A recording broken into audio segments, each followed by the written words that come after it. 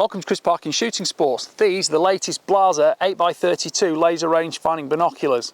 As well as top tier glass, these have now got a rangefinder, so you've got the full ballistic capability as well to produce output for taking precision shots at longer distances. These are the 8x32 model, but they're also made in a 10x42. Both models are designed and built in Germany for premium optical capability. The binoculars come in a simple cardboard box, nothing flash, just the essentials: lens caps, cleaning cloth, instruction manual, neck strap, carry case, CR2 battery, and even an elevation ring for your Blaser scope. The eye cups have 4 positions all the way down, 2, 3, 4 positions in terms of extension, and of course on each side you've got diopter control to make sure that both eyes are in perfect focus with the internal screen. The screen is projected in the right hand body tube, so you can see all the data on display there. The eye cups have actually been designed so you can remove them quite easily to make sure you can clean both the collars here and the lenses. These are known in binocular world to be actually quite a haven for dust and debris, so being able to take them off easily and clean them has been a smart move by Blaser. Both tubes have got a flip down lens cap. They're held on by the rubber strap round here, and when they do fit in, they do stay in quite well. They don't accidentally apply themselves and stick on, and of course they also don't accidentally fall out too, which is a good feature, and you can just flick them off with your fingertips like that when you come up into the viewing position. At the back you've got a lens cap on the neck strap, and that just fits over the top, clips in place, and those of course silent, compact, and they protect your lenses perfectly. Overall weight on the 8x32s is 720 grams, and of course the 8x32 is a more compact unit, great for summer stalking, but it's not bad in low light actually, and I've used these into darkness and I don't feel a huge discrepancy between what these and a 10x42 set of laser rangefinding binoculars will do.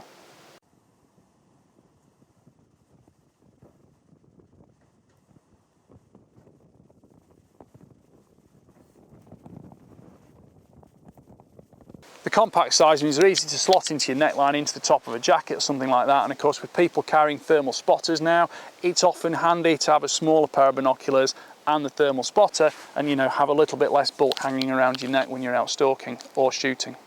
The binoculars are IPX7 rated for environmental resistance, and of course fully nitrogen purged, so you don't have any problems with misting and fogging. The ocular adjustment here gives you plus or minus 4 diopter to make sure you've got a super crisp image of the reticle and the image inside from your own personal eyesight. The overall length is 139mm, but the neck strap anchors here have been kept quite compact, so you don't find them invading on your knuckles, and you've got a good supporting capability with them. You can actually remove the front and put a 1/4 inch thread in there for a tripod mount as well.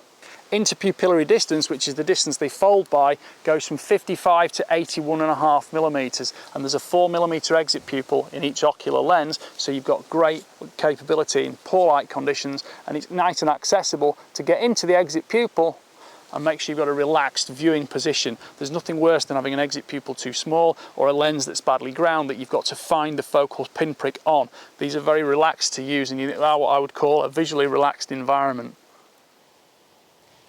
Even if you are right-handed, it's quite handy having the button on the left as well, because when I'm on the rifle here, I can check my rangefinder one-handed on the binoculars with just my left hand. And of course, one ping onto the target gives me an immediate ballistic solution, and I can take my shot.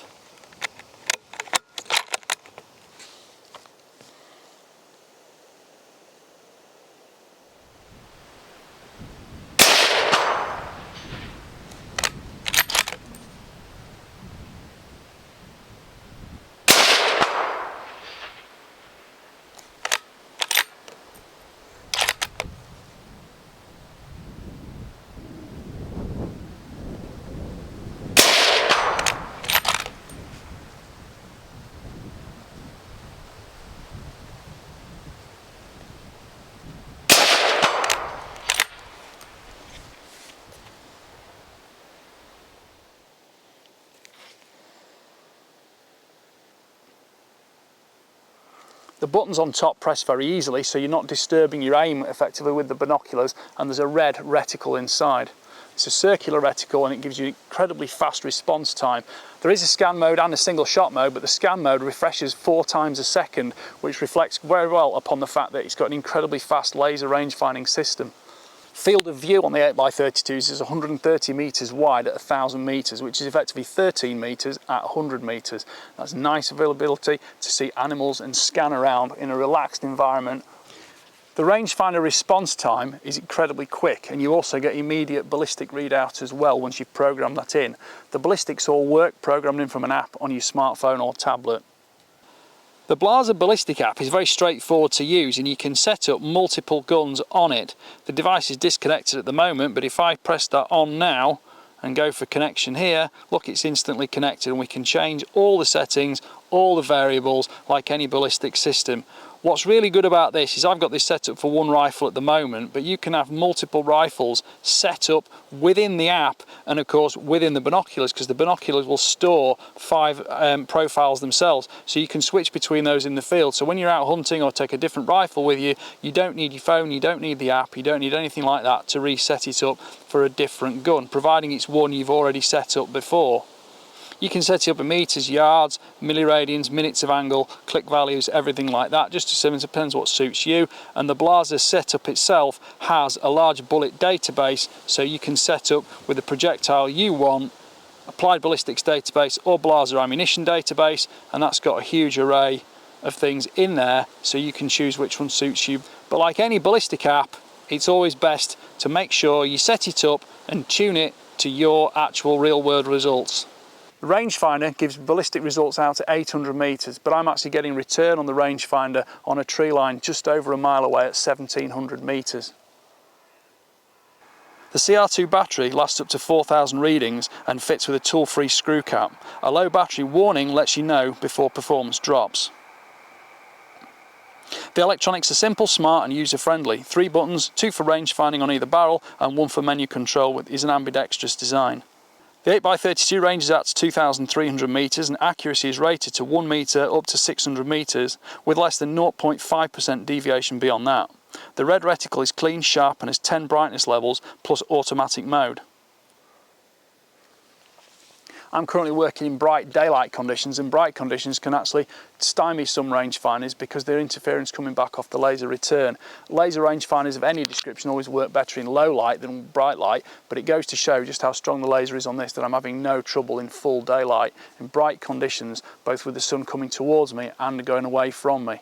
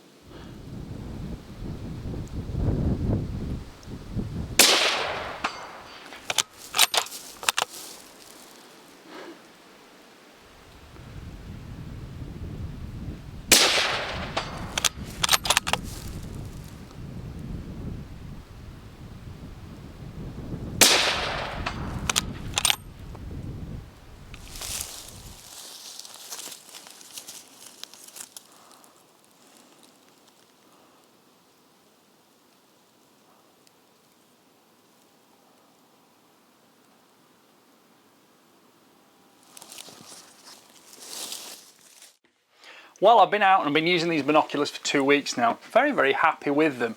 It's the first time I've really concentrated on 8x32 versus 10x42, which is generally my preference, but I think I'm changing a little bit. As I said in the earlier video, sometimes it's nice to have the more compact build, and of course these at 720 grams with the magnesium chassis are very light, and in the days where a lot of us are carrying thermal monocular spots as well, that little bit of extra compact nature is beneficial. Now, some people will say, what about low light capability? Well, yes, you are going down to a 32mm objective lens from the 42 of the larger 10x42 unit, but there are some advantages and disadvantages to that. The exit pupil on these 8x32s is 32 divided by 8 is 4mm. Well, when you do the same maths with the 10x42, you end up with a 4.2mm exit pupil. There is a slight corresponding variation in the twilight factor, so the 10x42s will always be very slightly advantageous, but there are ergonomic benefits to the 8s. Now, there's no point being super compact if you don't make things ergonomic as well.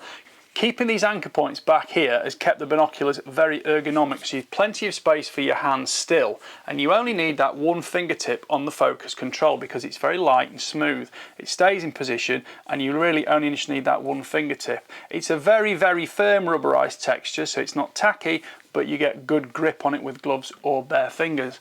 The same applies for the focusing on the eyepieces and also the extension on the eye cups. Now the detents on these eye cups are quite firm, so you can put them in position and make sure they're going to stay there. So depending on whether you're scanning from a low down prone position or standing up very straight, where your eye leaf changes very slightly in terms of the orbital socket in your head and how that actually affects your position on binoculars, that is also great with these. And I do like the fact that these eye cups, they're a little bit harder to clip in place, but there are two advantages to that. So many times on binoculars you lift them up to your eyes and they've actually just flick up and lock in place so you can't see. On the other hand, these don't do that, and when you do put them in, they do stay in. So I think Blaser have got a good compromise there, and they've made them effective without maybe necessarily thinking about it, but I do think they are a very nice design. Putting it on a tripod is excellent, and perhaps that would make a difference if you are filming through them. Please bear in mind, when I have filmed or taken photographs through the binoculars, that is not the quality you see with your own eyes, because it's a compromised situation positioning a camera behind the binocular lens. So bear that in mind, because the optical clarity of these is absolutely superb. And the colour rendition has been fantastic, and there's no chromatic aberration problem or anything like that with them.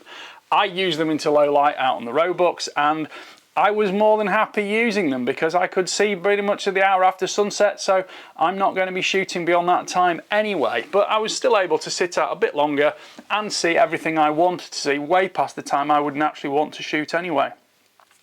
Having those ballistic results out to 800 meters I think is realistic, because do you really want to be taking longer shots than that, even for training and practice purposes on steel gongs? I certainly won't be in a hunting scenario, but there are some people who might want to do that in mountain hunting scenarios, and I think these binoculars maybe are for that because they are so light and handy and compact. Again, that's a magnesium chassis, so that weight saving is appreciably beneficial. Retail price on the 8x32s is £1,772. The 10x42 is a little bit more expensive at £2,142. And again, like any pair of binoculars, the choice is yours as to whether you want 8s or 10s, and people will prefer different things. 10s give you that little bit more detail, a little bit more range on the rangefinder. 8s have got a slightly more relaxing environment, because when you're scanning around, your focal distances and your focal change in your eyes is a little bit less, and they are generally just that little bit more relaxed. And I think I am certainly appreciating that myself. Being able to store 5 ballistic solutions on the binoculars without needing the app to change them is ideal if you're a multi-rifle hunter. I only shoot probably 3 of my rifles on a very regular basis for hunting, so that would allow me to store everything I need in here. But the connectivity to the Bluetooth on your phone app was perfect. I never had an issue with it, and that is something I am somewhat derogatory about with certain products, because they don't connect easily. These did, and I was extremely pleased with that. The firmware update was once and one time only, and it seems to have run absolutely smoothly, perfectly from that. It's got a good library data resource for all your bullets, ballistic coefficients and things like that. But as always, it's well worth measuring your ballistic coefficient through a chronograph if you possibly can. Number one is definitely put in the muzzle velocity from your barrel, and make sure you check those ballistics and the readouts on steel, on inanimate targets before you go hunting.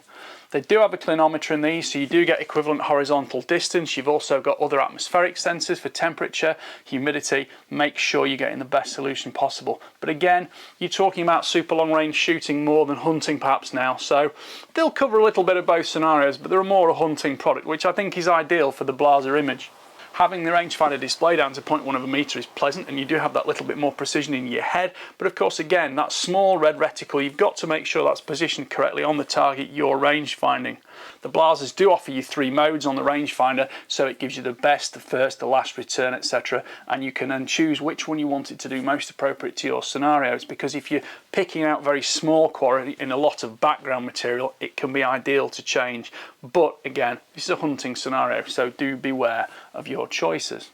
The fact they are designed and made in Germany is very reassuring, and the optical quality of the lenses, the grinding, the focal capability of them is totally in tune with that reputation of the German optical market.